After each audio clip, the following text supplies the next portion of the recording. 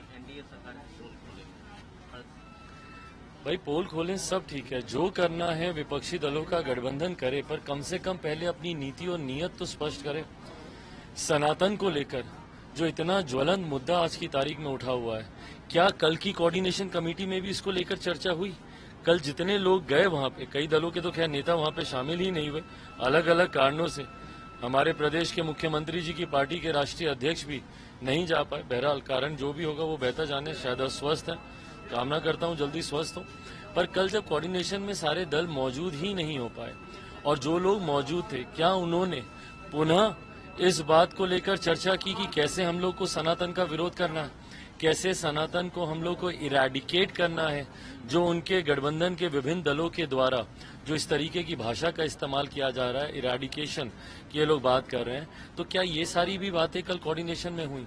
जब तक अपनी नीति और नीयत स्पष्ट नहीं करेंगे, किसी व्यक्ति का विरोध करना या सिर्फ सरकार का विरोध करना जनता का साथ पाने का माध्यम नहीं हो सकता।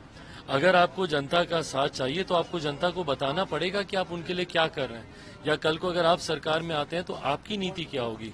और उसमें सबसे बड़ी नीति पर अपनी नीयत स्पष्ट करना जरूरी है। सनातन धर्म को लेकर जिस तरीके से इन लोगों ने देश में बंटवारे की और लोगों की आस्था के साथ खिलवाड़ करने का जो इन्होंने प्रयास किया, पहले उसको लेकर अपनी सोच स्पष्ट करें। बिहार के सीएम बोलते हैं कि उनको पीएम पद में कोई इंटरेस्ट नहीं है, लेकिन उन्हीं की पार्टी के बड़े नेता यानी राष्ट्रीय अध्यक्ष भी घुमा फिरा के इस बात को कह देते हैं कि वो लायक है। वो गए ही उस गठबंधन में भैया पीएम बनने के लिए। मुख्यमंत्री नीतीश कुमार जी बार बार जो उन्होंने गठबंधन बदला, उन्होंने कुर्सी के लिए बदला ना। मुझे बताइए 2015 में जब महागठबंधन को जब जनादेश मिला था, क्या ऐसी परिस्थिति बनी थी कि 2017 में उनको गठबंधन बदलकर एनडीए में जाना पड़े?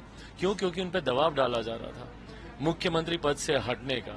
इसलिए 2017 में उससे मुख्यमंत्री बनने के लिए वो एनडीए में आए। 2020 में जब एनडीए को जब जनादेश मिला, उस वक्त तो इन्होंने बड़े जोरों शोरों से इन्होंने कहा था कि अरे हम कहां मुख्यमंत्री बनना चाहते हैं, तो वो यही लोग हमको जबरदस्ती मुख्यमंत्री बना रहा है। तो क्यों नहीं 2022 में जब आप गए दूसरी तरफ, तो उस वक्त आपने ये शर्त रखी कि भैया हम महागठबंधन में तभी आएंगे जब आप हमको मुख्यमंत्री नहीं, आप में से कोई मुख्यमंत्री बनेगा। तो मुख्यमंत्री जिस चीज के लिए मना करते हैं, उनकी ना में ही उनकी हाँ होती है।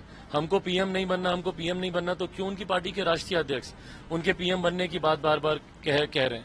जिस गठबंधन में नीति स्पष्ट नहीं है, जिस गठबंधन की नीयत स्पष्ट नहीं है, नेतृत्व स्पष्ट नहीं है, उस गठबंधन के ये प्रधानमंत्री ये जाकर बनना चाहते हैं। जिस गठबंधन में 1 दर्जन से ज्यादा प्रधानमंत्री पद के दावेदार आपको दिखाई देते हैं, उस गठबंधन में जाकर ये प्रधानमंत्री बनना चाहते हैं। ये इनकी महत्वाकांक्षा रही और महत्वाकांक्षाओं की ही देन आज तक बिहार चढ़ता रहा है। मुख्यमंत्री ने हर संभव प्रयास किया अपनी कुर्सी को बचाए रखने के लिए। ये एक ऐसा प्रदेश है जहां पे निरंतरता में उप मुख्यमंत्री बदलते गए, पर मुख्यमंत्री स्थिर रहे। तो इन्होंने अपनी महत्वाकांक्षाओं की देन पूरे प्रदेश को चढ़ा दिया, अब देश को चढ़ाना चाहते हैं। सनातन पे बिहार के सीएम लालू जी क्यों चुप? बताएं ना, तमाम ये राजनीतिक दल, जनता दल यूनाइटेड हो, राष्ट्रीय जनता दल हो, जवाब दें। ये लोग क्यों खामोश हैं? क्या ये लोग सहमत हैं? जिस तरीके से डीएमके के नेताओं की बयानबाजी आई है, उदयनिधि ने जिस तरीके से इस बात को प्रमुखता से कहा है कि सनातन धर्म को समाप्त कर देना चाहिए, और जिन अपशब्दों का इस्तेमाल करते हुए बीमारी से इस धर्म को जोड़कर उन्होंने कहा है, कहीं ना कहीं लोगों की आस्था से आप खिलवाड़ करें। और आज की तारीख में भैया जहां वैज्ञानिक दिन रात मेहनत कर रहे हैं, कोई चांद पे जा रहा है, कोई सूरज पे पहुंचने की बात कर रहा है, जहां एक तरफ जवान है वो अपनी शहादत देकर देश को सुरक्षित रखने का प्रयास कर रहे हैं, तो वहीं अपने ही देश के नेता देश में बंटवारे की राजनीति कर रहे हैं। प्रधानमंत्री ने अंतर्राष्ट्रीय स्तर पर G20 करा के जिस तरीके से देश का विश्व के मानचित्र पर जिस तरीके से देश का गौरव सम्मान बढ़ाने का काम किया, वहीं अपने ही देश के नेता भाइयों में बंटवारा करने का काम कर रहे हैं, एक दूसरे की भावना को ठेस पहुंचाने का काम कर रहे हैं। जो अंग्रेज करते थे, डिवाइड एंड रूल, बांटो और शासन करो की राजनीति, ये लोग करने का प्रयास कर रहे हैं। तो ऐसे में जितने भी घटक दल, और मैं बिहारी हूं, खासतौर पर मैं बिहार की तमाम पार्टियों से आग्रह नहीं बल्कि मांग करते हैं कि भैया अपनी नीति और नियत इस पर स्पष्ट करें। बताएं कि क्या आप सहमत हैं, सनातन को खत्म कर देना चाहिए, उसकी समाप्ति हो जानी चाहिए? क्या राष्ट्रीय जनता दल इससे सहमत है? क्या जनता दल यूनाइटेड इससे सहमत है? इन्हीं दल के नेता हैं जो मंदिर दर्शन करते नहीं थकते। हाल फिलहाल में भी कई नेता निकले हुए मंदिरों के दर्शन में, और दूसरी तरफ इन्हीं के घटक दल इसको समाप्त करने की बात करते हैं। तो स्पष्ट करें कि इनकी सोच क्या है। एक तस्वीर बहुत चर्चा में है, बिहार के सीएम पीएम से मिल रहे हैं, क्या आप कोई चांसेस बनते हैं एनडीए वापसी? भाई, when it comes to my chief minister, you can never say never.